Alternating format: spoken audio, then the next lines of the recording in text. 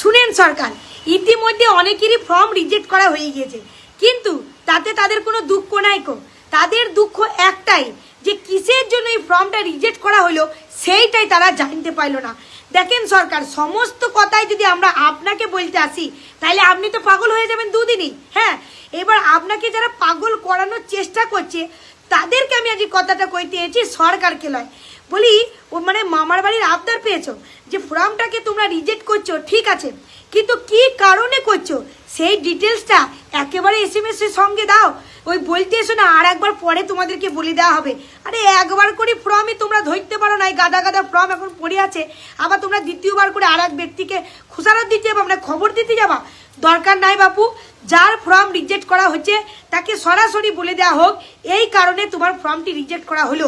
তাতে করে মানুষ অন্তত জানুক যে আমার এই ভুল থেকে হয়েছে, সরকারের কোনো দায় নাই। তাই তোমরা সরকারকে আরও মানে নিচে দেখানোর লিগেন, মানুষ যাতে সরকারের প্রতি ক্ষিপ্ত হয়ে যায় সেই লিগেন আজকে তোমরা কি করছো, রিজেক্ট দেখিয়ে দিচ্ছ, অথচ তার কোনো কারণ দেখাইছো না।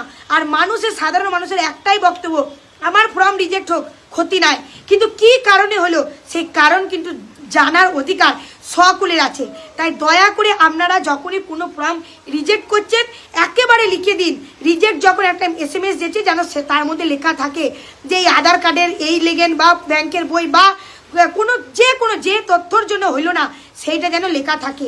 তারা যেন পরবর্তীকালে সেই তথ্যটাকে ঠিক করে আবার যেন পুনরায় জমা দেওয়ার চেষ্টা করতে পারে। কিন্তু এইভাবে মানুষকে বিভ্রান্তি আর করেন না, আর সরকারের প্রতি ক্ষিপ্ত আর করেন না, এইটাই আপনাদেরকে বলার।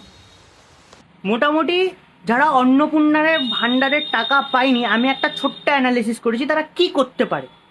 দেখুন, আমি কোনো সলিউশন আমি এখনো খুঁজে পাইনি, আর আমি ওই ফেক ভিডিও বানাতে পারি না, আর আমি বলতেও পারবো না।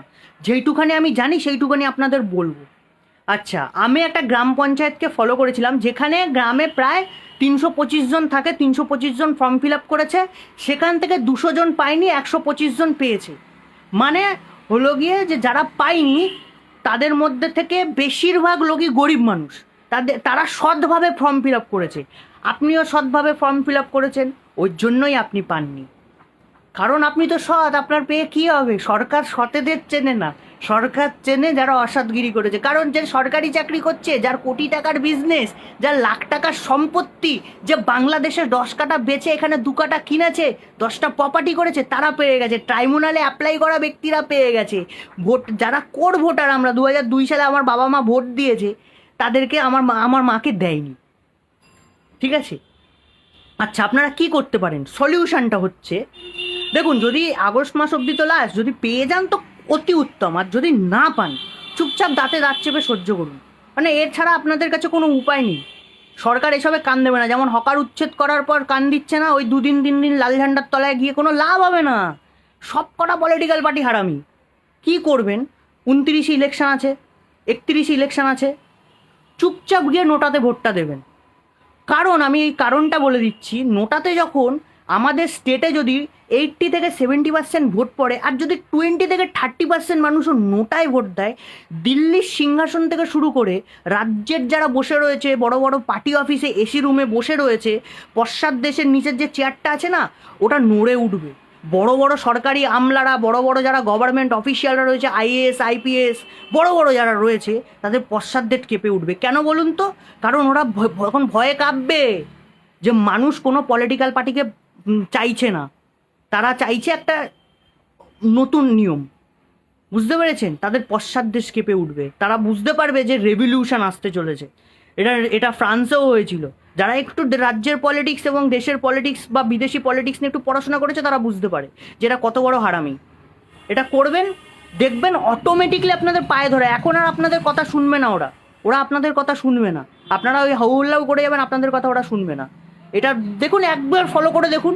হয়তো আমার কথা শুনলে অনেকে হয়তো আমাকে পাগল বলতে পারে, কিন্তু ফলো করে দেখবেন, কাজ হয়ে যাবে। শুনেছি আমি খুবই উদ্বিগ্ন।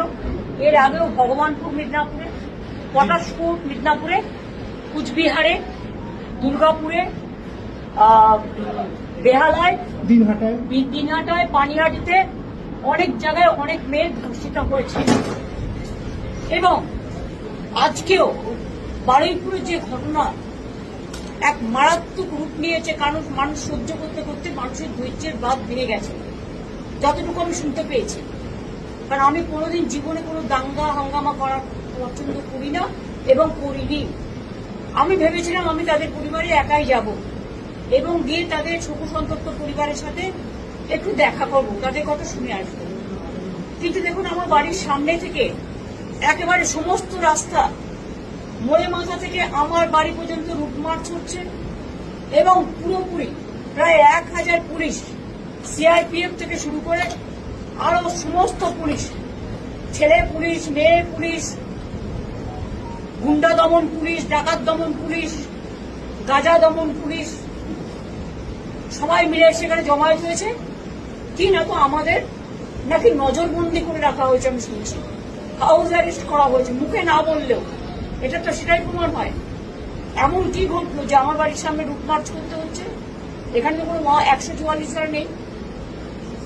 এমন কি ঘটলো যে এখানে সিআরপিএফ থেকে শুরু করে একেবারে আরপিএফ থেকে শুরু করে একেবারে আইবি থেকে শুরু করে এসবি থেকে শুরু করে সিআইডি থেকে শুরু করে ডিফারেন্ট টাইপের পুলিশ মোবিলাইজেশন করা হয়েছে কেন?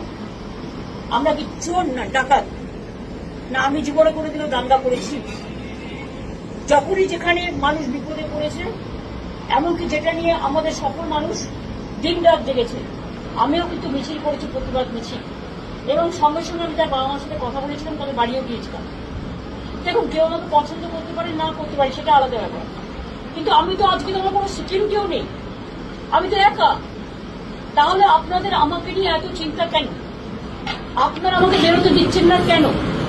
আমাকে নিয়ে এত ভয় কেন? আমাকে নজরবন্দি করে রেখেছেন কেন? যদি সত্যি করে থাকে নজরবন্দি, নোটিফিকেশন ইস্যু করুন। তাহলে আমার পাড়ায় লুটমার্চ করছেন কেন? কোনো গন্ডগোল নেই, কোনো অশান্তি নেই, কোনো কিছু নেই।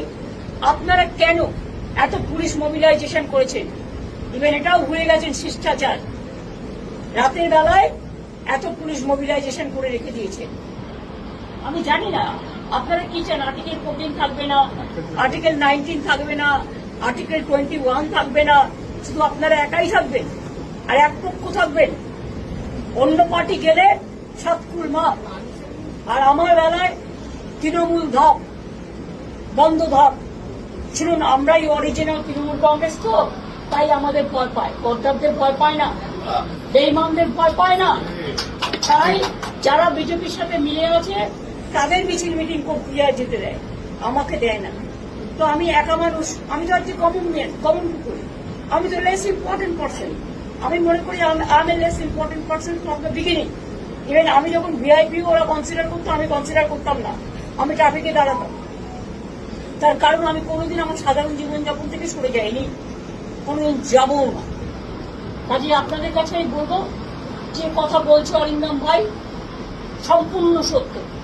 আমি যেতে না পারলেও তাদের পরিবারের সকলের সাথে আমার কথা হয়েছে। বাদ বাকিটা আমি উচ্চ রাখছি পরবর্তীকালে।